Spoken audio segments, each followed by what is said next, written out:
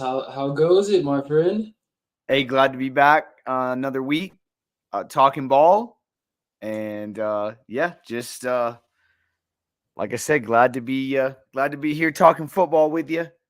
As Oh, usual, it was an interesting week in the RMAC last weekend, to say the least. But we're always going to start the show with something non-football. So I got to get your take here. It's been unseasonably warm here in the Front Range. How do you feel about snow, my friend? Are you ready for winter, or do you want it to keep staying like this? I'm a Colorado kid, born and bred, so snow doesn't bother me at all. Bring it on. It is what it is. I know how to drive in it, so it's cool with me. Honestly, sometimes snow can be cool in the sense of like it's not as some there could be more traffic, but there could also be not as much traffic because Right? people don't want to drive through it, and there's not everybody's as equipped to do such things. So I don't mind it at all. What about yourself? Oh, I'm stoked. I can't wait. We got that snowmaking going in Arapahoe Basin starting yesterday morning. What's the odds we can get you up on some skis this year? I won't ski, but I do snowboard. Okay, there we go.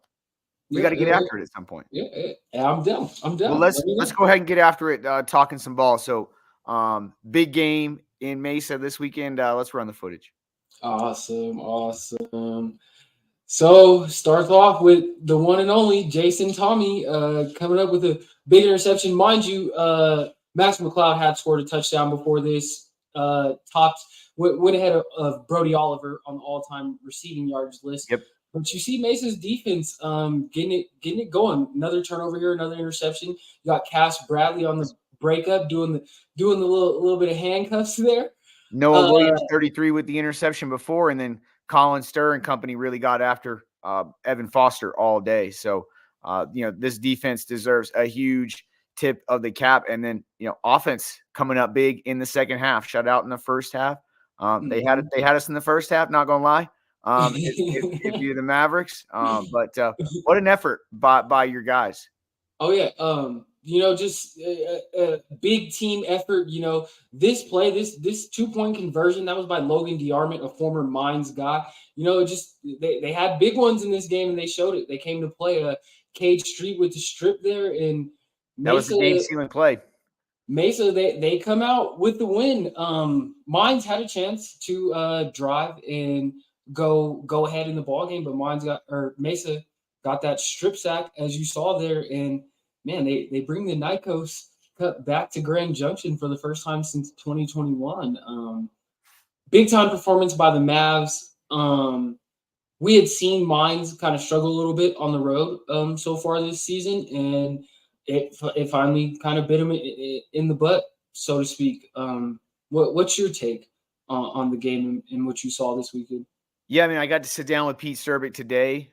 Sat in the bleachers with him over at Marv K, looking out at beautiful Golden, Colorado, and you could see obviously they're frustrated. They did enough things to win the game, right? You block a kick, you block a punt, and you come out and you score early. You're up 13-0. So they definitely feel like they should have won that football game. I will say, look, they had won, I believe, something like 27 consecutive conference games. And it was about time. Somebody's going to come knock you off. That type of streak does not continue forever when you're playing the same teams in your league, good quality football teams. And what Pete Serbic said was, hey, sometimes it's not about you, it's about the opponent. And he just gave a lot of credit to that Mavericks defense and the job they did. I'll tell you, I think the biggest thing that jumped out to me, not Evan Foster's stat line, but Landon Walker. That is a huge boost for that Mavericks defense. At one point, it was something like 15 carries for 18, 19 yards. So they did a great job limiting him. He's an explosive back. Mines did lose another offensive lineman. Now they're down to their, I believe, third or fourth string at the guard position. Cade Meyer went down, a player they absolutely love. They feel like he's going to be an All-American, but they didn't, make many excuses here. Just a well-played game by Mesa. This was the, kind of the recipe for an upset. You keep it a low-scoring game. You get your defense to get after it, and tip of the cap to the Mavs as they take home the Nikos Cup.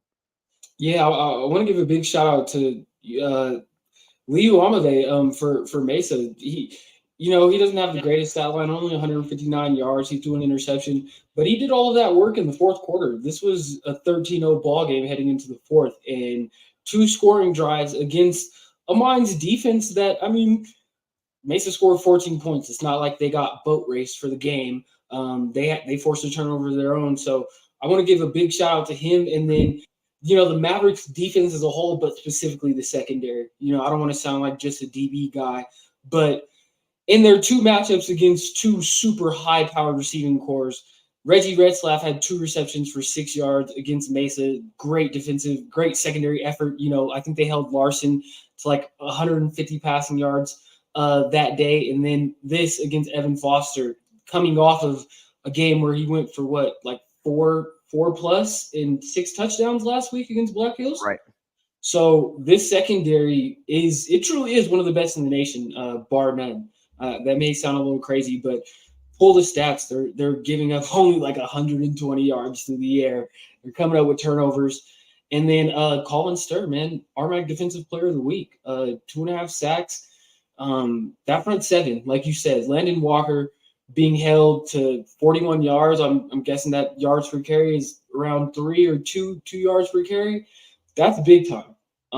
We've seen him go for over 100 on less than 10 carries. So, well, he was averaging about 9 yards a carry coming into the game. So, he was the top, one of the top guys in the country in that department, and that's what he's going to do to a lot of teams. So, like I said, and like Pete Sturbick told me, it's not always about, what you did wrong. Sometimes you got to tip the cap to the opponent. Obviously, there's a lot of things for Mines to clean up. I think one of the things that's very frustrating for them has been their inability to sack the quarterback. This was a team in 2023 that had 71 sacks. Right now, I believe they're sitting at 7. So I could be a little bit off on that. In fact, let me just double check that number while I got it in front of you. Only 1 sack this week, gave up 5. That's obviously not a recipe for success. You have just 7 sacks in 5 games this year for Colorado School of Mines. That is not their recipe for success. And on the other side, Evan Foster was harassed often. He's a good player and able to make those plays, but wasn't able to get comfortable in this one. And also able to hold Flynn Sheely to 4 catches and 37 yards. Obviously, those guys can't go up every single game, but we saw what he's capable of doing against a salty Black Hills State team 1 week before. So the Ore Diggers, I think the most frustrating thing for them is what they have shown they are capable of, right? And so it's not like they don't have the players. It's not like they don't have the coaches and the scheme and all that stuff. And it's not like they haven't shown they can do it this year. Heck, they scored 5 touchdowns in the first quarter the week before, and they've been clinical at home. So why can't you take that on the road? That's definitely something that would be frustrating if you're a Colorado School of Mines fan, player, coach, whatever. I think on the plus side, hey, it's not like this team doesn't have the answers. It's not like there's nowhere for them to go. And I think we all know that this is a human element sport. When you win all those games in a row, when you're the number 4 team in the country, not saying that those are kids that let that type of thing get to their head, but they are human beings. And so, you never know what a loss can do for that type of team, to maybe kind of a little bit of a wake-up call, especially as Pete Sturbick told me earlier today, sometimes when you make mistakes and you end up getting a win, some of those things get swept under the rug maybe a little bit more. When it ends up resulting in a loss, then you really, have to face facts. Let's also give credit, by the way, to Mesa with the cojones late, going for 2. Little Philly special action to win the ball game. That's big time. So I think it's the chef's kiss that it happens to be a former Mines guy and Logan DeArmond. I know that had to feel really, really good for him to make that play in that moment. But I also want to, before we let this game go, I just want to talk about, you were talking about like what a loss can do to a team, and I just kind of want to talk about what a win can do for a team. Like this is the big one that I think Coach K needed. For a couple years now, he's been recruiting in the high school ranks. He's not the kind of guy that's huge in the transfer portal. He's recruiting high school kids. They've actually been getting to play really early and whatnot. And whereas in years past they may have struggled, we're kind of watching them grow up right before our eyes. Like as this season goes on, that big win down in Kingsville to start the year on the road was big. They lost to Central Washington, but they played them a little bit tough. This win is monumental for the program, and I'm just really proud of them. Me being a former Mav, I'd love to see the Mavs get back on top. So big shout out to Mesa and what they were able to do this weekend. Huge game. The Nikos Cup stays in Grand Junction, and we had another huge rivalry game though. Black Hills and SD Mines. Black Hills gets their revenge after losing on their home field last year. They win a close one this year. Looking at this stat line, Luke Doobie, man, 320 yards. He had an interception, but had a touchdown, kind of balance that out. Cameron Goods looks like he's starting to it seems like the running game is slowly but surely starting to get going. Still probably hasn't bursted open the way they want it to, but slowly but surely. But Nick Quinones comes up with another pick. That's back-to-back weeks with picks, and Cooper Brown shows up too, and they get it done in a tight ball game. Yeah, big bounce back here for Black Hills, coming off what could not have been a fun trip down to Golden. Had to be a tough bus ride back, and so that's exactly what you want to see from your team is to bounce back and be able to. Obviously, you don't have much time to think about it when you gotta go play a rival immediately right out of the gate. So big quarterback matchup here. A couple guys we both enjoy watching. Martinelli and Doobie. By the way, kind of a bummer. I will be able to speak with Coach Floor of the Hard Rockers at length this week, but it won't be until tomorrow afternoon. So be able to get a little bit more insight from him on his football team, but not until tomorrow. So I'm starting to dig into this Hard Rockers team. Obviously, they've got some really fun pieces to watch on the defensive side. But credit to Black Hills State finding their running game there with Cameron Goods. They've got a lot of other really talented receivers to go along there with Luke Doobie. They might not have the deep threat they had with TJ, but they got a lot of other guys that can go. So, I was impressed with their with their bounce back performance, and always good to see the Quinones boys making plays. Oh yeah, the Hard Rockers they fall to 3-3 with a really tough game in front of them. But with Martinelli, he had the 2 picks. Do you think that was the difference in this game? Him having 2 turnovers versus Luke Doobie having 1, possibly? Certainly, a 2-point game. Yeah, that would be a big difference maker for sure. Well, I feel like, Martinelli's got to feel like he's got to do a lot there at South Dakota Mines at the moment. So I can imagine, when you're putting the ball up 48 times, how about these guys 49 and 48 attempts? Hope they had the ice bath ready after that one. Yeah, most definitely. I threw a couple dodgeballs at kids yesterday, and the old whip, it ain't working. So I can't even imagine 49 attempts. Yeah, I couldn't either. That's why I didn't play quarterback. I don't have the shoulders for that. But Black Hills getting this big win, like I said, revenge. This is a huge game for them in their program year in and year out. Where does Black Hills go from this point in the season? They played one of the top dogs in Mines, and that game got away from them really fast. They'll be bringing in Western, another one of the big 3 next week. Do you think this gives them a little extra boost of confidence in this big rivalry win this week? Sure. I think, like we said last week, I think you can kind of a little bit throw that Mines result out the window. This is still the Yellow Jacket team that we thought. They are on a slow build up. They've been able to hold on to a lot of their kids there. They've been able to hold on to a lot of their coaches. So, yeah, I do kind of expect them, as we said early in the season. I think we're just kind of confirmed that they are a team on the rise. Can they jump up and beat a Western, a Mines, a Pueblo? I don't know about that, but it'll be fun to see them match up next week at home against Western, and we'll preview that one in a minute, especially if they don't have Drew Nash, and that could definitely be a ball game. Oh yeah. Well, shout out to the Yellow Jackets winning the big rivalry game. I know they had to have some fun on Saturday night down in Spearfish.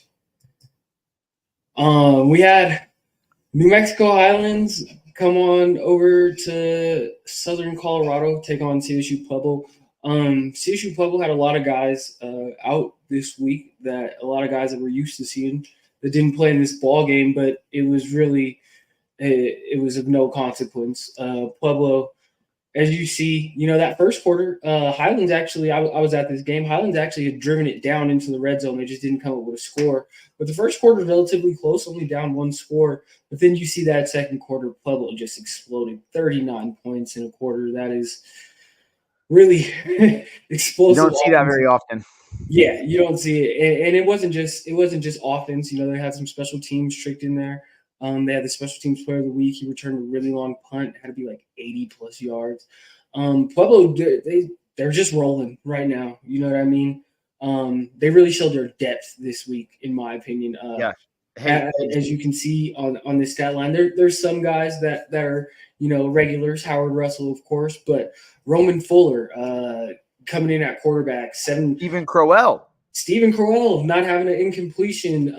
Xavier Marshall getting into the end zone. On the defensive side, Donovan Guyton in the safety spot, making some plays in the backfield. And then Donovan English, he's a player. He's a corner that I think is not getting talked about enough. This is back-to-back weeks that he's had picks. He's really competitive. Yeah, man, Pueblo is just rolling right now. And I don't know who's really going to stop them at this point.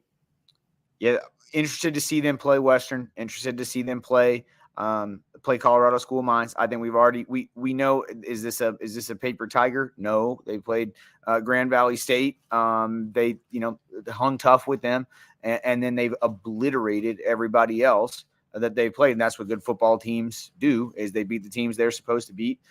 They don't make a lot of mistakes right now. They had one loss on the ground in the entire game. So, basically you're never no MAs, no mistakes, no sacks. You get four different quarterbacks get out there and throw multiple passes. Everybody looks effective and efficient, even with a lot of guys out. And then Howard Russell, the fifth, dominating again. So he's been terrific.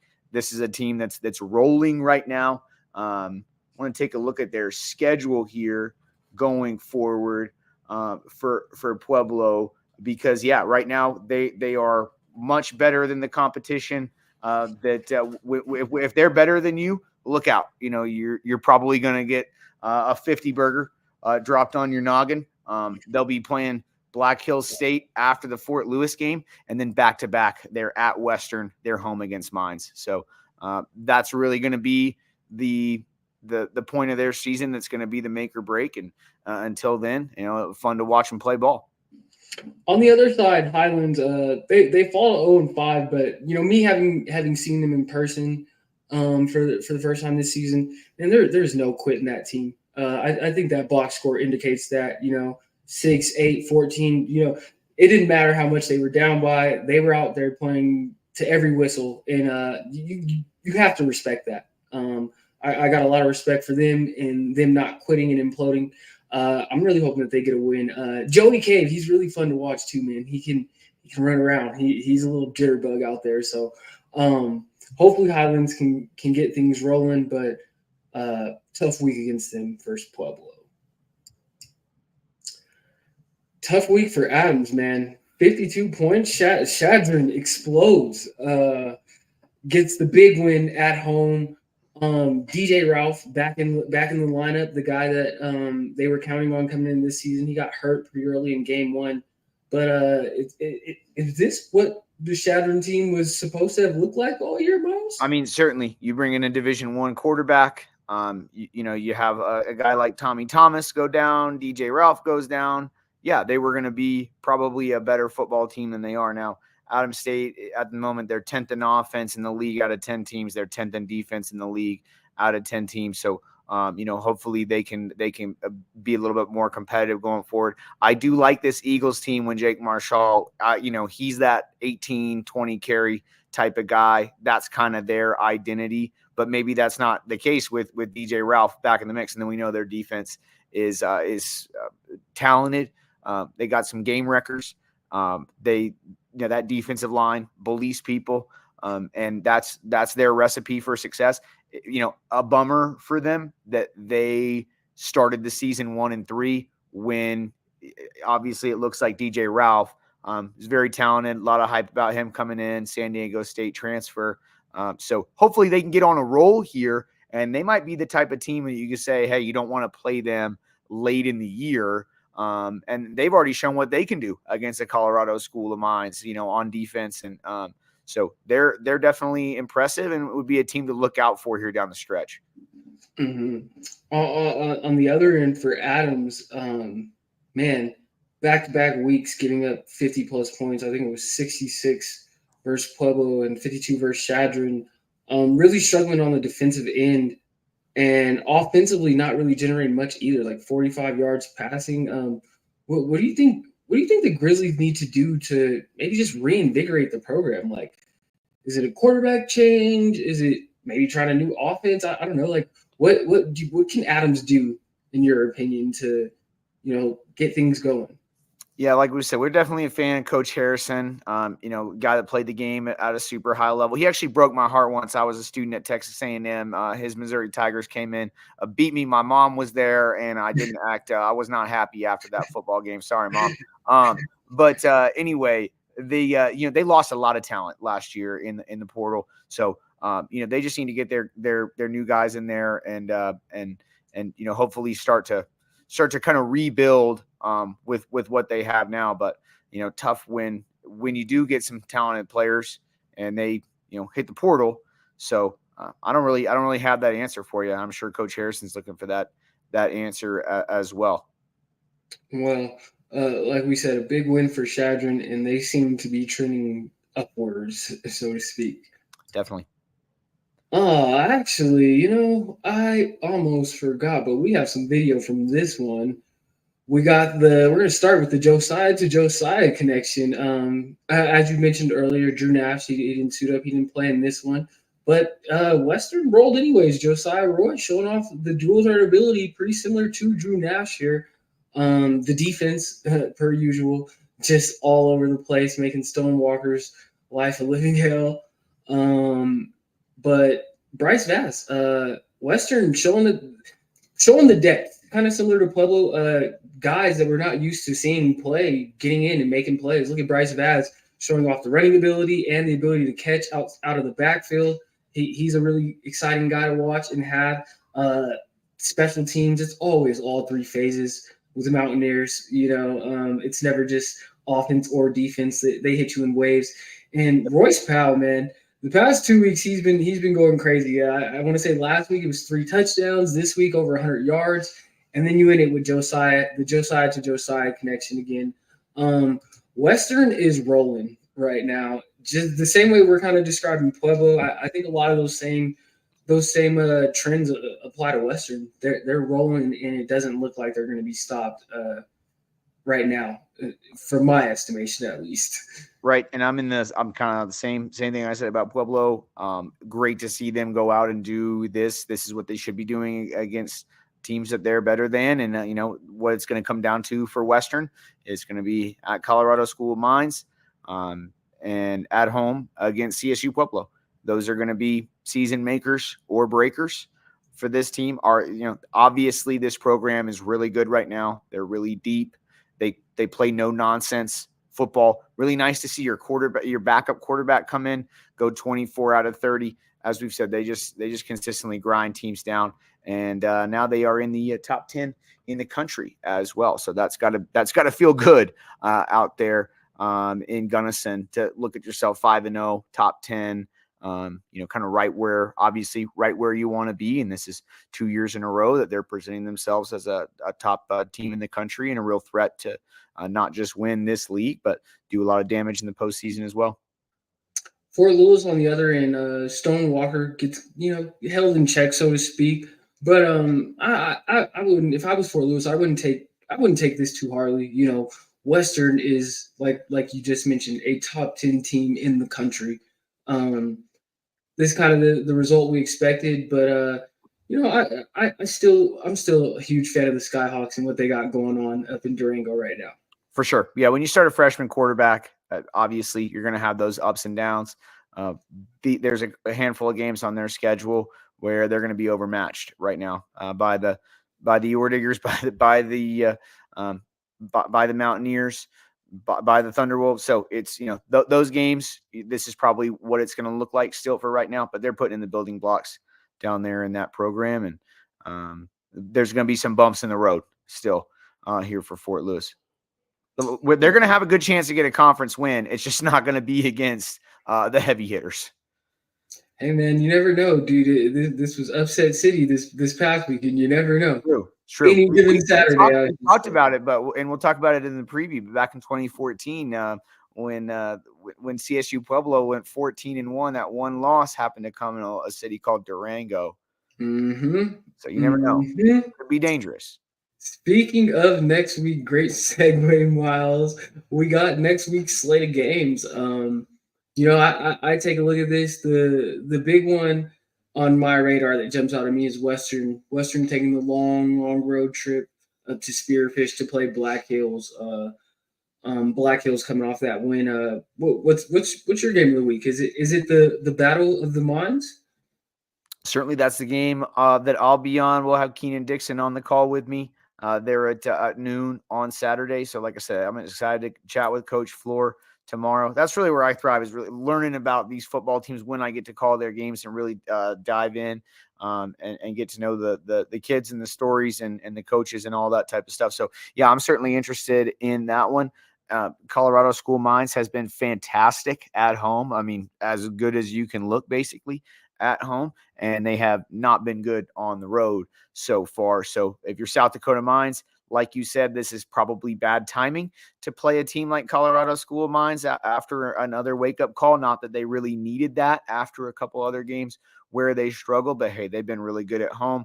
And so South Dakota Mines will have their hands full. But, Jake Martinelli is a kid that they wanted at Mines. They recruited him at Colorado School Mines. They recruited him as well. He's a really talented player. But if they had brought back a couple of those kids from last year, that one could be a little bit more interesting. Definitely interested to see Western at Black Hills State. I think Black Hills State's just kind of that frisky, feisty team. They could definitely upset somebody in that top tier. I feel like they have that capability. Other than that, I think Chadron should handle New Mexico Highlands. And wait, Colorado. let's break some of these down. Let's go to the tail of the tape. Okay, let's do it. Let's look at Western 5-0, little under 40 a game. What's sticking out to me, man, that rushing defense. Black Hills hasn't been able to run the ball, too effectively. Western excels at stopping the run, and I'm just interested to see Luke Dubia up against this front seven. We know he has the ability to escape and whatnot, but Coach Auer is notorious for just coming with exotic blitz packages and whatnot. And I mean, most Western games you watch, quarterbacks are running for their lives. How does Luke Doobie navigate that Western defense? On the other end, just is Drew Nash coming back for Western? If not, Josiah Roy looked amazing this past week, but that was against Fort Lewis. I like to think Black Hills is just a higher caliber team. What does he look like on the road in a real test? This one's gonna be real interesting.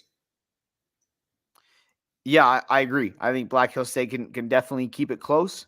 I would still have to lean toward the Mountaineers, even if they don't have Drew Nash. We're big fans of Drew Nash here on this show. But I think you're totally right. Black Hills State, they struggle to run the ball.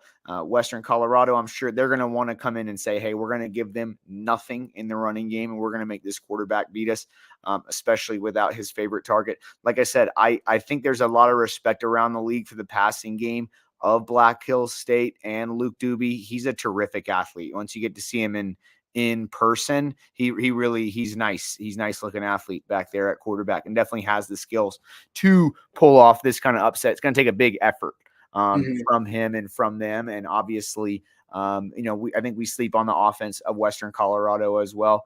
Sometimes just given the complementary football that they play. But like I said, Black Hills State is the type of team that could jump up and knock somebody off like this if they come in and play their A game. If I had to make you choose who wins this game, I don't know if you have the spreads, this week. Don't But have them in front of me. no worries, no worries. If we can just straight pick them. Who you got? You got Western? We got the Mountaineers. I do as well. I think the Mountaineers win, but I do think this game could be a 10-point ball game, 7-point ball game, maybe even a 3-point ball game. I think Black Hills can make this one close, especially if Drew Nash isn't playing. I do just think Drew Nash is that good of a player. But yeah, this is gonna be a big game. I got this as the biggest game of the week. I meant to do this when we were breaking down the Fort Lewis game, but I also want to give a shout out to my guy Dre Thompson on Western Colorado. He got his first career interception. He's like a little brother to me. So shout out to you, Dre. I hope you see this. You're the man, dude. You're the man. But our next game, the battle of, when I was a player at Mesa, we didn't call these teams mines. We called mines the nerds, and then we called the mines the nerds from South Dakota. So in my mind, it's the battle of the nerds. Who wins this one and why, Miles? Yeah, certainly got Colorado School of Mines at home. Look, I'm gonna be a homer too. You're not gonna see me pick against the Orediggers very often. I know those guys pretty well over there. There's no make no mistake about it. I'm gonna roll with my guys over there for sure, and with good reason. With Max McLeod, with Landon Walker, with Flynn Sheely, they've got a lot of weapons. With Evan Foster pulling the trigger, I think their running game is something they're going to get figured out this week. And talking to Pete Sturbick, that was a bit of an aberration for them. Tip of the cap to Mesa, but that's not something that most people are able to do against them. I know that's a strength for South Dakota Mines, but and I really do feel like the Orediggers' pass defense is actually a little bit underrated as well. So I'll look for them to be opportunistic. And as well, I think the Orediger defense and special teams is an underrated factor for them. Their defense is very strong. It is, year after year, they have a tendency to turn teams into one-dimensional teams. Jake Martinelli is a guy that can beat you playing hero ball, but if they have to do what they did last week and he's throwing the ball 48 times, you're going to see a lot more than one sack, which the Orediggers had last week. They have too much talent on their defensive line, like guys like Dom Casciano, okay, that are really, really good football players. James Hess, Jacob Sanders. They got some dogs there. They're gonna start making some plays, and so I think that's gonna happen this weekend. Shout out, by the way, new attendance record last time out for the Orediggers. Coach Sturbick, when I talked to him today, was like, "Hey, why can't we get 10,000 people in here?" And they set a new record with over 7 last week out. So they played great at home, and I think they should continue to do so. What say you? Here, before I answer, what if this game were in Rapid City though? Well, with the way Colorado School of Mines has played on the road, would be hard pressed to say they're going to come and blow anybody out. Do I think they're going to win 27 straight conference games and then lose 2 in a row? No, I don't. Okay. Hey, you set me up for it. I had to ask, but no, I think Mines gets back on track this week. I imagine I know they're going to be pissed off. I think they were pissed off after their performance at Chadron, and we saw the following week them score 5 touchdowns in the first quarter of a ball game. So I think they'll bounce back. I also think, although they may try to establish the run, I do think SD Mines. I think they've proven that they're gonna show well in that department, but they struggle against the pass, and I think they'll also. Obviously, you're way more close to Mines than I am, and you got a finger on the pulse of the team. But I would imagine they want Evan Foster to have a successful big game again, maybe get that confidence back going. So I can see them taking some shots, man.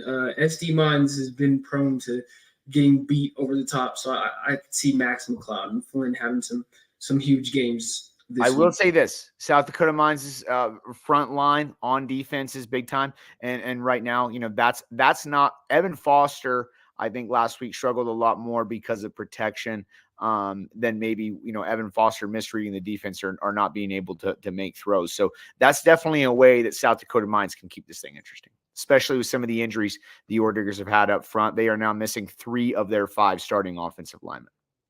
Man, that is brutal. Brutal. But This one is going Might to be get one fun. of those guys back, but not a great situation there. Well, what time start is this one? Noon.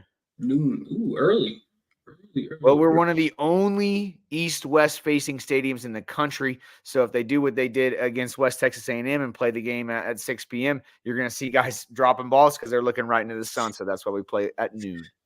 Heck yeah. Well, it should be a fun, exciting matchup. I'm sure Martinelli will be excited to, as the starting quarterback to go in and play against Mines. I'm sure he's been itching to go at it for a couple years now. So I'm excited to see him go out there and duel with Evan Foster. I'll be tuned in big time. By the way, we're going to throw up a graphic, I'm sure, at some point about the average mid-career salaries between these two teams. And the number is actually astonishing. It's in the, it's in the millions. Okay.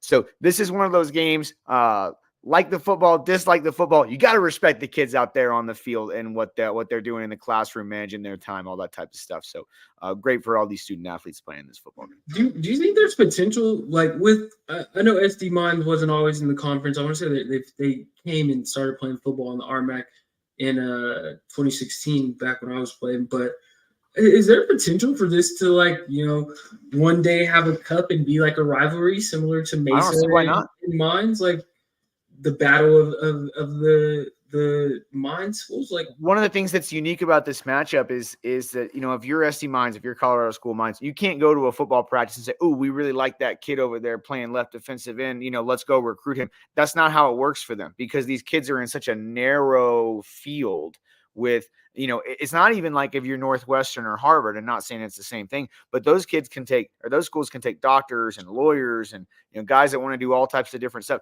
These are math and science nerds only. Okay. And they're guys that want to be engineers only. So it's a very narrow field. So they're recruiting a lot of the same players. Absolutely. And so there's a lot of familiarity there. And yeah, I think this could be a fun one down the line. They have to come up with some type of a fun name for it. I got to embrace who we are here. We're the smart guys, we're overachievers. How about that? Everybody that's watching this, leave your comment on if South Dakota Mines and Colorado School of Mines had a rivalry game, what should that be called, and what should the trophy be? And by the way, when I say we're the smart guys, I mean the guys on the field. I'm well removed from that conversation. Well, moving along. Next, as you hinted at earlier, we have Pueblo going up to Fort Lewis. And, looking at this on paper and based on what we've seen this year, you're thinking, oh, man, Pueblo's gonna have their way with Fort Lewis. Not much to do about here. But from what I remember in my time, it used to be scary and treacherous for Pueblo going up to go play in Durango on the grass. In 2014, like you said, when they won a national championship, damn near went wall to wall and didn't lose. That one game they lost, Fort Lewis on the grass. If I put you on the spot to make a case for Fort Lewis winning this week, lay out your case for Fort Lewis pulling off the upset. Dual threat quarterback. Almost every time you're going to see a team upset somebody in this type of situation, they're going to have that exciting dual threat quarterback that you got to deal with. Look at our man over there, a D1 reject, if you will, Pava at Vanderbilt. That's the type of guy that it takes. So Stonewalker goes bonkers. Mm-hmm. Okay. Yeah. Okay. Yeah. But that's it. That's all I got. Obviously, that's not what we think is going to happen. I don't want to be disrespectful with anybody, but Pueblo is just a way terrific team. Terrific football team. So many weapons, so much depth. All respect here to CSU Pueblo and the type of product that they're rolling out right now and the confidence that they're playing with. Yeah. I think I think they'll roll in this one. I do think this is an opportunity for Fort Lewis to just build some more confidence. Compete with these guys for 4 quarters. When you're on offense, have drives, get a couple 3-and-outs, maybe force a turnover. I'd love for Fort Lewis to keep this one close. I don't really think they will, but it is in Durango, and like we said, we've seen it happen before. So it's not impossible. Something special about that grass out there too in Durango, like you said. Oh yeah. Yeah, it makes everybody slow when you're on it. It makes us all slow on it. Our next game is Mesa going down to Alamosa. Mesa riding on the high of highs after coming off that win over Mines. Adams kind of in tough times. I don't really see Adams turning it around against this Mesa team, especially after this Mesa team in the kind of confidence I think that they're going to have pretty much for the rest of the season and moving forward. I think Mesa had a program-changing win. I think we're going to see it this week. I think this is the week that we might see Mesa's offense explode for more than 20, 30 points. Yeah, we're going to get the offensive net scoring above the defensive net scoring for the Mesa Mavericks. I think after this one, that's a little bit funny looking there on the screen for a team that just beat a top 5 team in the country and has a winning record. But it just goes to show you how good their defense has been here. And yeah, when you look at let's look at the rushing defense there for Adams State. This would be one if you're the Mavericks to get it rolling there on offense, and honestly might be the perfect type of matchup.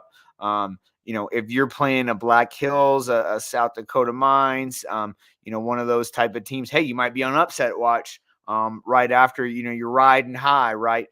This might be one where, that's probably not going to be taking place with the Grizzlies. No disrespect meant there. Just got to call it like we see it based on, how the teams have performed so far this season. So, Mesa's going to get the offense rolling. Their defense isn't letting up either. Yeah, I don't think that defense is letting up at all. I think, like I said, like I was mentioning earlier, that secondary is insane. 129 yards a game. That is wild. That is wild. And by the way, they played Pueblo and Mines. So. They've already played, no disrespect to Western, but I wouldn't look at Western as, the most prolific through the air. No, I don't think they're proclaiming themselves to be that type of team. They played the 2 big boys that can pass in the conference, and they did extremely well against both. So big shout outs to them. I love that. Me being a former DB, that means everything to me. This Chadron, me, man. All right. Yeah. Hey, Chadron State, getting it rolling here. Like we said, this is going to be a dangerous team down the stretch. Now that you got QB1 back in there and the rest of the group is gelling. So once again, not just too much analysis here from me on this one. I haven't really gotten a chance to see New Mexico Highlands this season, but what I do know is that Chadron does not mess around on defense. And 12.4 points a game. I don't care if who we're playing. Okay, that's big time. Offense is it's hard to stop people. Okay, I have a friend whose dad was in coaching his whole life. He wanted to get into coaching. He said, "Dad, do you have any recommendations about getting into coaching?" He said, "Coach offense. It's way more fun. You get punished on defense, but so it's impressive in this day and age. You're holding teams to 12.5 points a game. They should be able to get their offense in gear as well. This might be a game where if Jake Marshall gets 20 carries, where he should, be able to roll it up, and be able to get right offensively off of a previous get right offensive game. So just kind of keep it rolling here for the Eagles. I do think there's the potential for this game to be a little bit closer though than people expect. Like I think obviously Highlands is 0-5 the same way as Adams, but having seen them in person, I have a little bit of belief in Highlands and just how competitive they are. We've seen Chadron exploded last week, but prior to that, UC Chadron's offensive scoring per game wasn't very good. If Chadron's offense for some reason doesn't explode and get out to a big lead, I do think this could be a game. Now, am I picking Highlands to beat Chadron? No, I'm not going to do that, but I do think Highlands, I think they're a little bit more competitive than people realize. Obviously, they're struggling a lot defensively, but they're scoring 25 points a game. The name of the game is scoring points. If you can put points on the board, you can win ball games. It's going to be tough sledding against that Chadron defense, but Highlands they do a little bit of read option with Joey Cave. They get him out on the perimeter. I'm not saying they're going to upset Chadron, but I could see this one being a little bit tighter than we expect. But I am going to pick Chadron to win this one as well. But that is, if I'm not mistaken, that's it for this week. That's what we got. What's going on in the life of TC McPhee? Outside of not much. My son's second birthday is next week. So that's exciting. He's turning 2, and yeah, just that. Just being a dad. You've been thinking about who you're gonna replace me with week after next while I'm on my trip? I'm not sure how good an internet quality I'll have while I'm in Guatemala, and I'm not gonna be thinking about the D2 football RMAC weekly podcast either. So it depends. Is that won't be? That's not the Pueblo Mines week, is it? No. Wait, is it? I don't know. It's not. There's you sure? We're gonna double check this, but I don't think so. No, because it's down in Pueblo, so that would make sense that you would take a vacay. Like, hey, they're not. Well, it's true. It's fall break for my school, but I don't think that's the case. We're gonna double check that quickly. I think that's if it is that, I have the perfect person in mind. Well, then we'll make sure we're tuning in if that's the case. But I don't believe that to be true. We're gonna we're doing a little on-air production meeting here. We're gonna find out. That's why we make the big bucks. No, that game is November the 9th. We got a minute. Okay, cool. Well, hey man, I hope you got. I'll see you again. We'll get one more. We'll get one more in next week. Yes, sir. What? I look forward to next week. You enjoy. I can't wait to hear you call a game, man. Looking forward to it myself. And will I be able to see you there on Saturday? I'm like in a conundrum because I've just been to mines, already a few times this year. I'm thinking about maybe going to Alamosa if the weather's not bad, like before it starts snowing and stuff. Go hit Alamosa for a weekend, and yeah, nice drive down there too. Yeah, it is beautiful if the weather's nice. So, I think I'll be in Alamosa this weekend, but I'll be watching the game for sure. All right. Well, looking forward to it. Okay, have a good one. Like I say every week, be good to yourselves, be good to others. Heck yeah. Everybody have a good night.